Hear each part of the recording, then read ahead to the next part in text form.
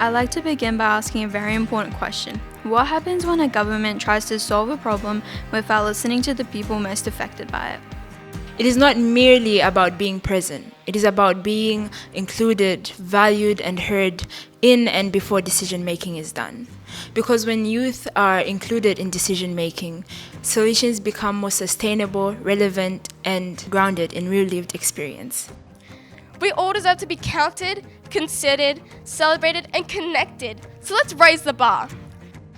Today's summit is so important because it gives these kids, who are some of the bravest and most resilient kids I've seen, the opportunity to have their voices really heard. So the audience is on the edge of their seat listening to everything that these kids are saying, and it's the most powerful stuff when it comes directly from them, talking about what they have overcome and what they've achieved.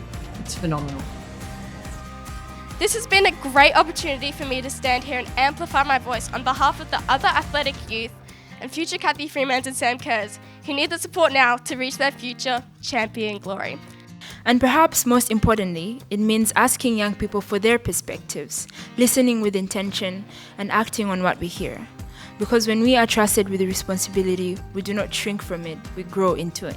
As shown by the wonderful gathering of youth here today to share their experiences.